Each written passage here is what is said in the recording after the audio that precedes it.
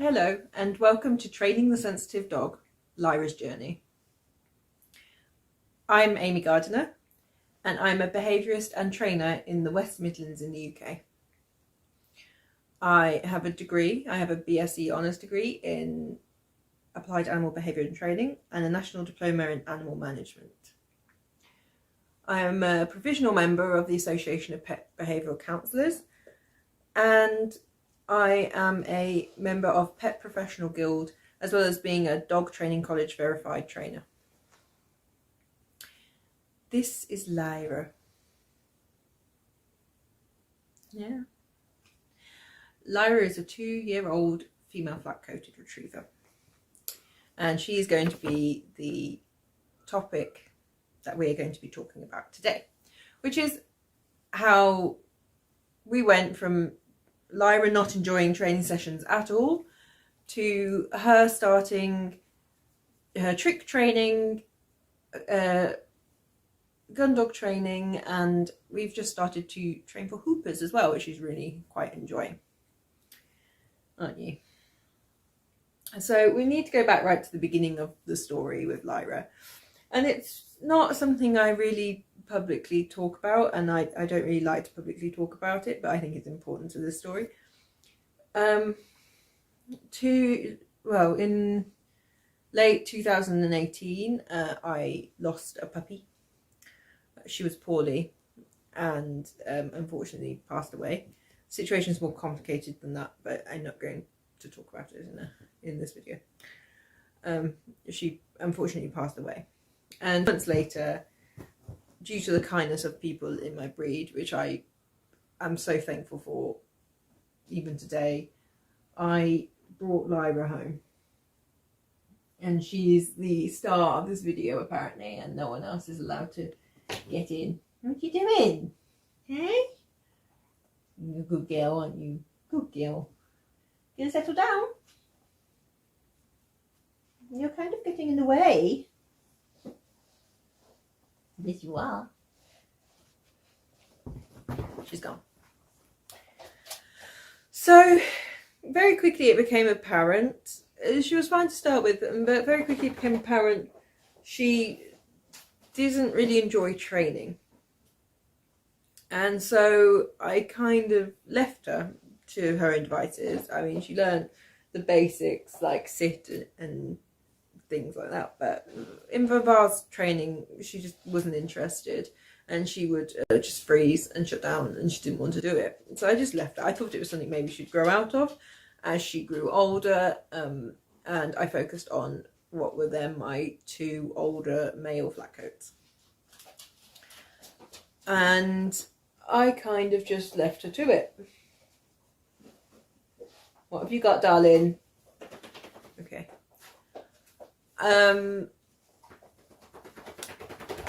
And time went on, and we got to a year old, and she still really wasn't that interested in training. And every time I try and train her, she'd just shut down, and I would just get frustrated. And it got to the point where she didn't enjoy training, and I didn't really enjoy training her because it was a frustrating experience.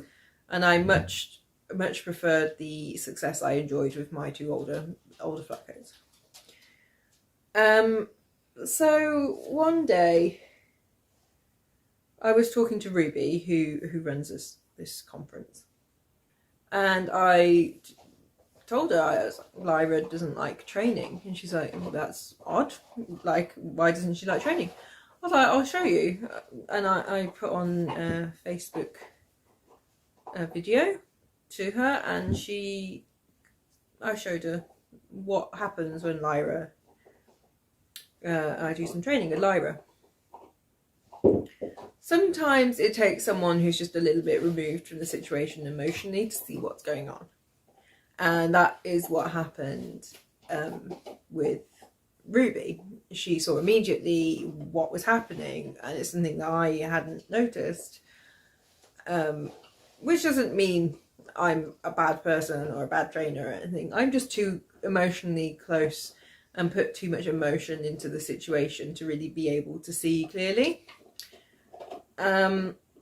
Ruby spotted that she actually didn't like hands very much, and was a little bit worried about them.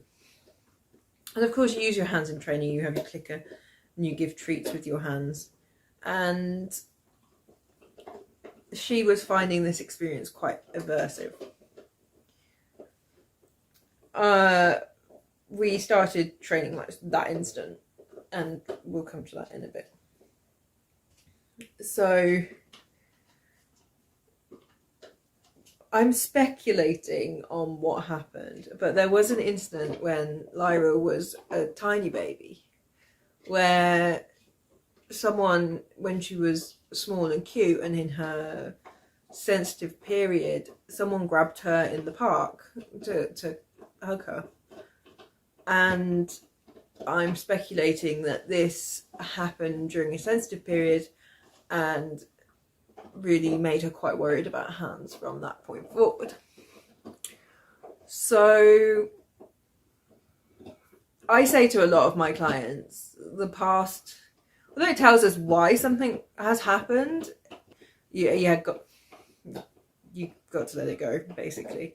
It's happened now, and the only thing you can do is move forward.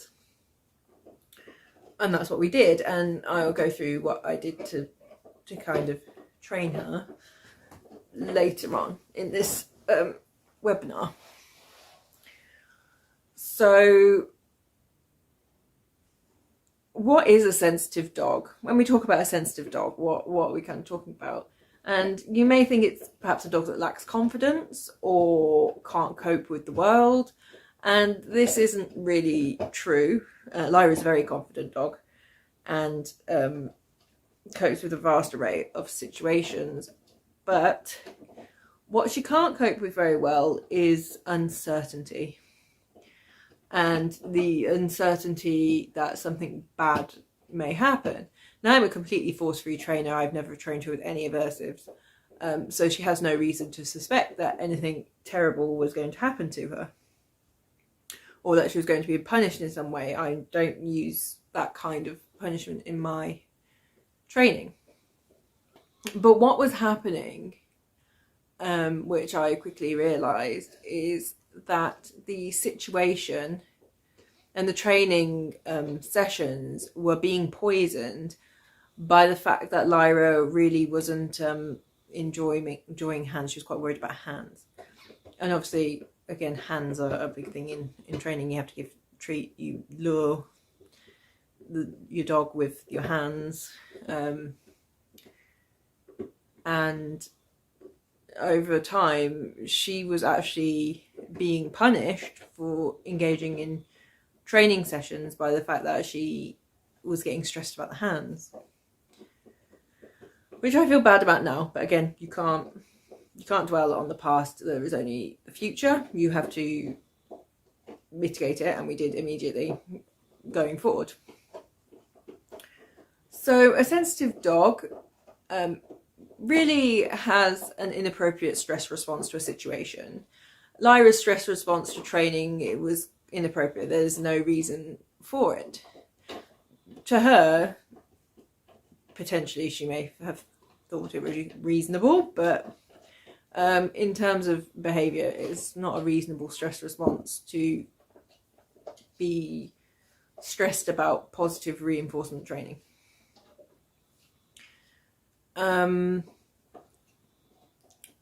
So a little bit of stress is okay for learning, but too much stress is detrimental to any type of training or learning. And what was happening is her fight, flight, freeze and fall round system was being activated every time we trained, and the one she really defaulted on was freeze. So we got flight, fight, which you can see aggression when a dog gets too stressed, or flight, you can find dogs that run, fool around. If you have a dog who does zoomies or rolls around on the floor during a situation, and then Lyras, which is just to stand there, freeze, and just put your tail between your legs and hope everything goes away. a lot of people try and kind of like hype up their dog in that situation, like, come on, come back to the training. But I've since learned that you just need to remove all pressure from your dog and just stop the training session and come back when their stress cup is emptied on that. Because a dog that's in that kind of fight, flight, freeze, fall around is a dog that's not really coping with the situation, and we don't want to push a dog who's not coping. So if we got a dog that's sensitive and maybe can't cope with certain situations, and for Lyra it's training, but for other sensitive dogs it may be other things that you know, it may be certain areas, it may be certain situations like going in the car or going to certain parks or anything. Like, I'm just talking about training because that's Lyra's particular advice. What do we do if we've got a dog who struggles in situations like that? And I think the first really important step that we need to do is to change our own mindsets about our dogs. And this is actually really hard to do, especially if you've been training a certain way for, I think I've been training dogs 15 years now. So I've always trained my dogs the same way and it's always been successful, and now I've had to change it quite quickly. But it's important. I got frustrated with Lyra, and that wasn't fair to Lyra. She wasn't doing it deliberately. She was a dog who wasn't coping. So it's really important to stop blaming your dog. Your dog is only struggling with the situation and they can't help it. And it's really important as well, every step, to accept your dog's limitations and to work out what your dog needs, not what you want from the training session. What does your dog need from the training session in order to be able to move forward? So changing that all overnight was very difficult, but she's worth the effort. On that first phone call with Ruby, we did some desensitization work with hands. So I'd put my little hand up and then she'd get a treat, a click and treat, and clickers, yeah. So I'd click and treat. And then we'd start moving her hands around and we were going at her and clicking and treating. We didn't get to that immediately. We started with still hands and worked up to fingers. And by the end of the training session, she was loving hands. I mean, it took longer than one training session. I'll put that out there. Moving forward from this first session, it was time to put in things into the technical side of the training her. In order to allow her to cope.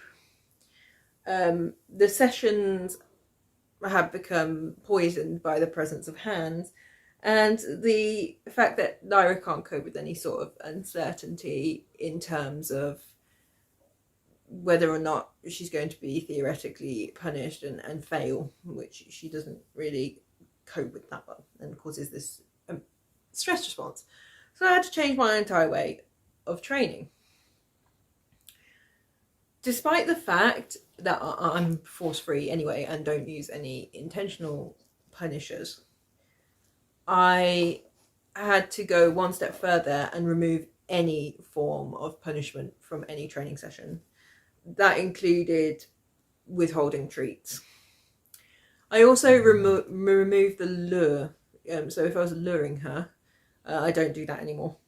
Well, I didn't do that to start with. I've started to add it in now. Our journey's not complete, but I've started adding the lure now. But at the beginning, I stopped luring her completely. She didn't like hands, so it seemed counterproductive to use hands to try and lure her into doing a behaviour, which meant everything was free-shaped. She wants a tickle. Everything was free-shaped. Every behaviour she wanted. Which at the start wasn't very many behaviours. Well, I broke the criteria right down. So for a normal dog, I call them, not say normal dog, but for a dog normally training, we would break down the behaviour we wanted into criteria.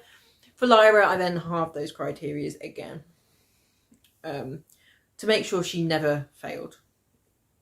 To make sure. I made a high use of jackpots as well. For people who aren't dog trainers, a jackpot is where you are treating your dog and then you have a high value or high quantity of treats for a behaviour that is closer to the end behaviour that you want to see. So I was training Lyra to do 2 paws up on a block and go around the block much later. I've only just started doing that.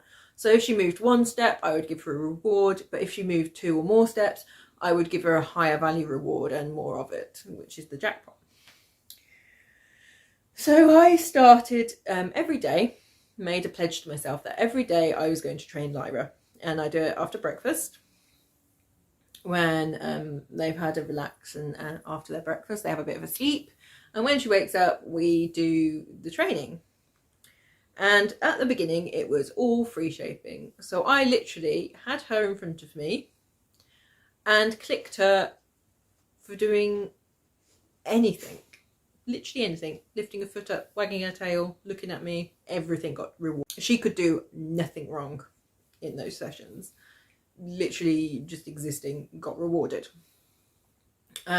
I don't usually use a clicker apart from fiddly behaviours, that's just me. I don't use them very often apart from very refined behaviours.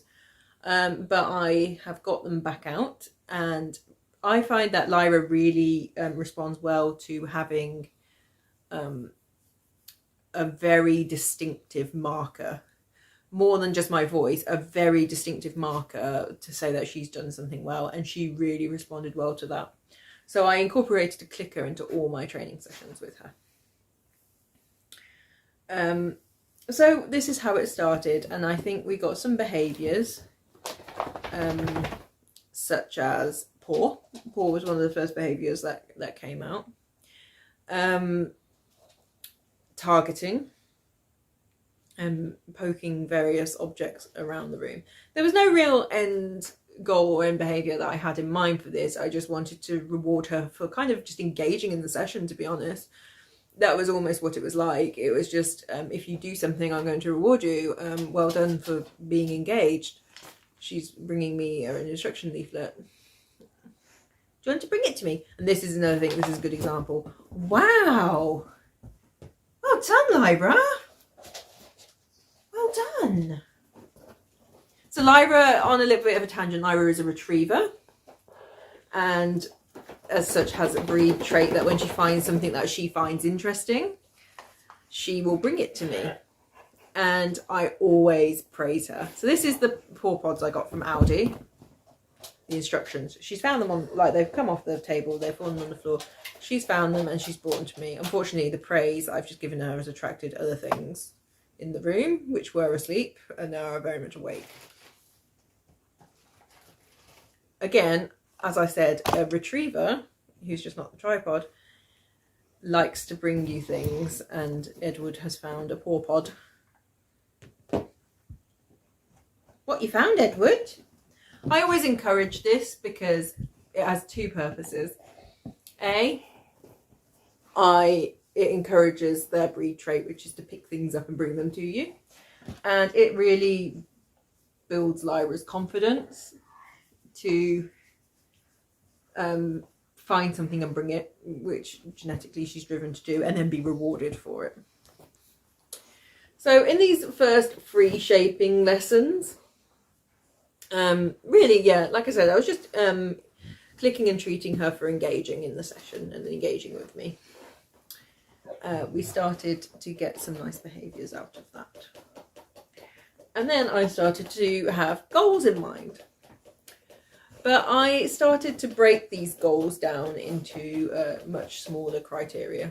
At the moment, I'm trying to teach her to hold her leg up and walk in a circle, which is very difficult because it involves hands. So we have to go very slowly indeed. It's really important with a sensitive dog that you never use any sort of aversives, or never tell them off, or punish them in any way. Everything has to be rewarded, which may seem counterintuitive when she's crawling all over you when you're trying to talk to a camera. Oh, she wants a tickle. But I want Lyra to have the confidence to come up and ask me that and tell me that she wants to have a tickle. She's come to explore the yoga equipment. You know, those are the paw pods. So in these first 3 shaping sessions that I had with Lyra, we kept the criteria really very low, and it worked. She started to engage much better in the sessions. I know I've been joined. This is Edward, not Lyra, and that's where he sleeps, and I'm in his way apparently. So these sessions really worked, and soon, although I kept them in the house to start with, we were starting to do it in our venue, our dog training venue. I started, as she got better with hands, I started to teach her hand targets, which really helped with the sensitivity to the hands.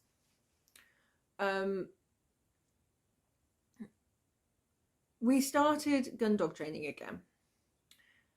And the thing about gun dog training is sometimes we have large distance retrieves and hunting, and it's really important with such a sensitive dog such as Lyra that we make sure she achieves on every single retrieve, so she can never fail to find the dummy ever, which is a technique used in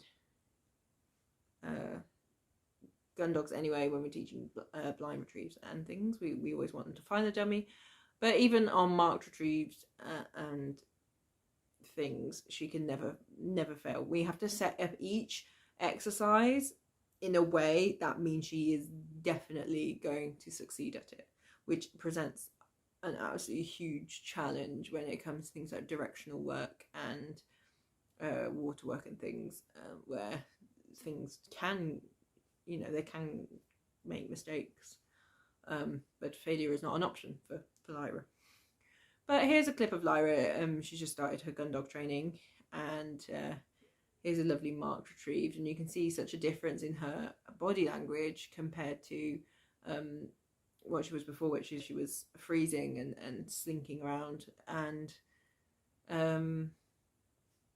you can see how engaged she is with the session from her body language, and how happy she is, because she's a very happy, jovial dog. She's always wagging her tail. She's always happy to see you. The thing about Lyra as well, I find, is she's quite empathetic. She's quite an empath. Obviously, I say I had 2 dogs, 2 male dogs. I unfortunately lost my my oldest male dog in April last year, after a longish illness. And obviously that's been very hard for me. He was my heart dog, and I am not allowed to be upset about it. If I'm upset about it, I have Lyra there in my face. Like, I'm not allowed to be upset about it. She's really in tune with people's feelings. I think that stems from the sensitive her sensitive nature, but obviously I have no science to back that up. So again, we started Hooper's training, because I thought that some kind of training like this would really help her and her confidence. And I picked Hooper's because I've not got the best knees in the world, so agility is out the question. But I love the distance aspect of Hooper's, because I feel like if I'm not there right with her, and she's actually running ahead and making her own decisions, but they're the right decisions, I feel like those can really build her confidence. The other thing I started engaging with, which I touched on a little bit, I started training specifically for tricks. I've always in the past kind of dismissed tricks, as gimmicks, and they don't really play any part in my training. And I never really trained them. I think Jack, my dog who passed away, I think he could speak on command, and he could do a twirly heel, you know, where they go in front and spin into heel. And I think he'd give paw and things, but I never trained any specific tricks. And I met another dog trainer who trains her. She's over in Ireland, and she trains her dogs for tricks. And she kind of inspired me to kind of get into this trick training. It seemed to work really well with her dog.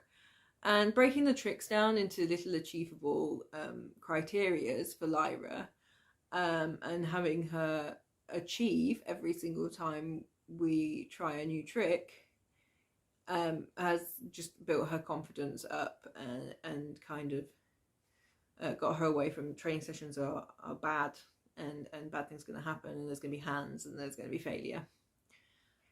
Now training session means that we're going to see hands which are associated with good things. We've desensitized her to hands and counter conditioned her to the hands, and also I'm going to succeed and get all the treats. And you know, we can't scientifically say that they find failure aversive in the same way that humans find failure aversive, but it certainly seems to be aversive to Lyra for her to fail.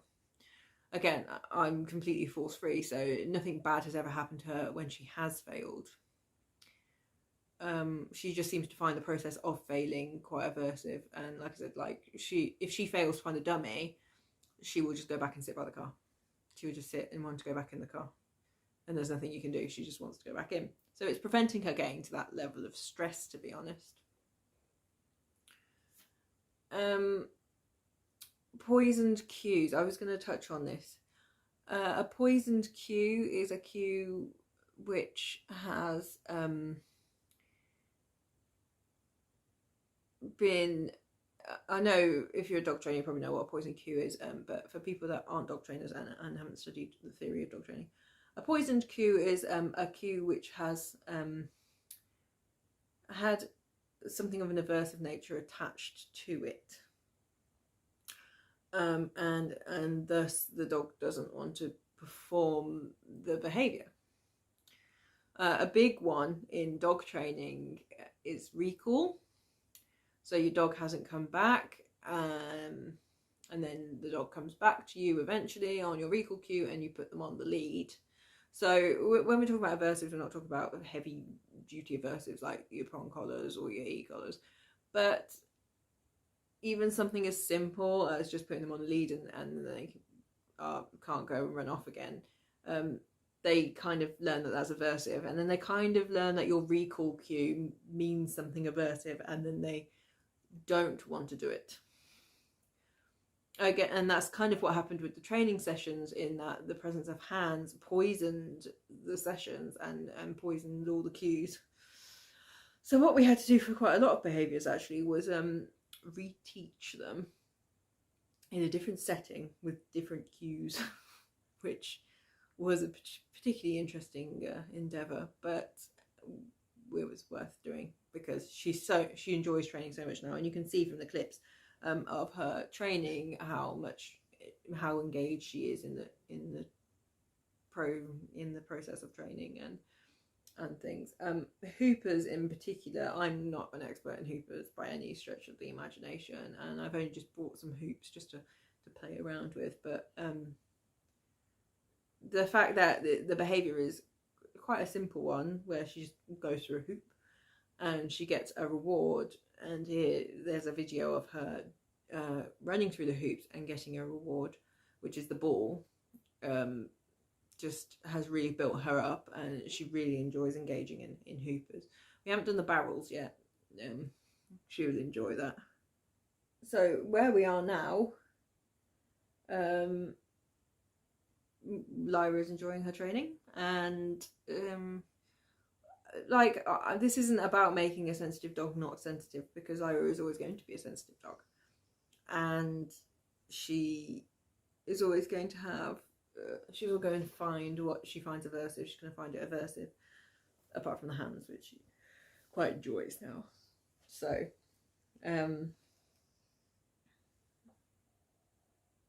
this is, I'm sat in his place, basically. You know? So where we are now is Lyra's increasing confidence. And we're never going to get to the point where she's not sensitive, because that's who she is. And she is a sensitive dog. But what it's really about is changing your own mindset and your own training around your dog's limitations and capabilities. Again, she's got something she shouldn't have. But instead of running to grab it off her, we're going to turn it into something interesting. Lyra May. Lyra May. What you got? No, pick it up. Come on then. Well done. So we're not going to run in and grab it off her. She could destroy it. She's got a paw pod. Good girl. Another thing I forgot to mention before I go is I brought Lyra this. And these have been very good in building her confidence up.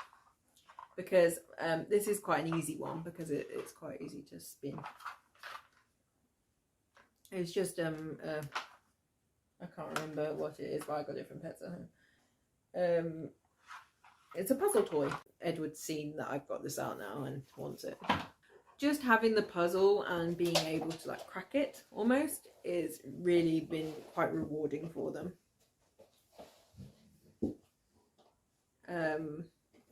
And for her particularly, to be able to succeed. We're still quite on the baby games for that, where she still finds it quite hard to do the pyramid where they smack it around and the trees fall out.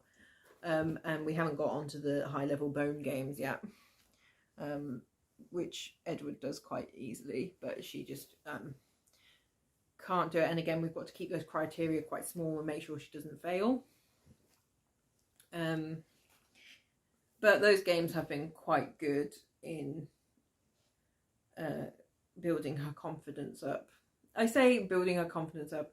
She is a confident dog, but not in certain situations, which is the training and in the face of failure. So it's building up her confidence in those areas, really. And she's much more confident, you know, generally. She was confident before. She's never been an unconfident dog, especially socially. She's quite a socially confident dog. Ted is not a social dog, and Jack wasn't. They were a dog. They didn't really care either if there was a dog or not. They just only cared about smelling things and peeing on things. Lyra really enjoys meeting other dogs that are strangers and engaging in play.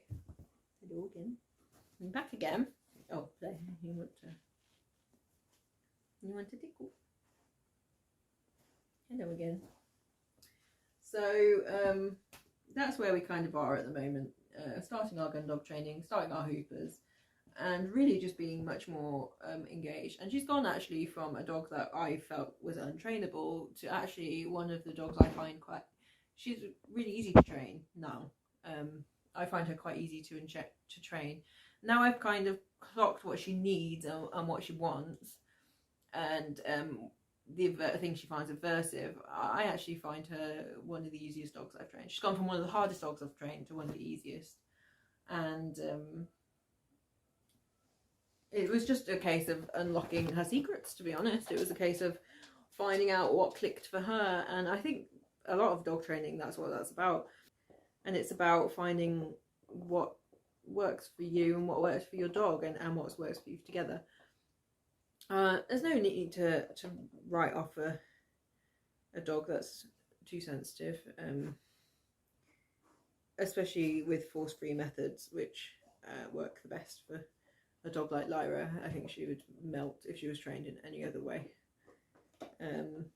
But I feel like our journey together has been amazing. I'm just watching it. She's got a buffalo horn, and she's just, again, like I said, she used to not be able to chew out of the house, out of her safe space, which was she's got a little crate set up with the door open. She used to not be able to chew at all outside of there. And if you can listen, I don't know if you can hear that noise, but that is Lyra chewing on a buffalo horn. And really, I just feel like it's just increased my skills as a trainer, to be honest. And I'm thankful she came to me, even though it was a sad time when she came. I'm glad she came. She's done me good in my training journey, and hopefully I've imparted some of that wisdom that I've got from her to you. I think sometimes you just have to take a step back from training, and sometimes, you know, sometimes it just takes another person to look at the situation and see something that you're missing,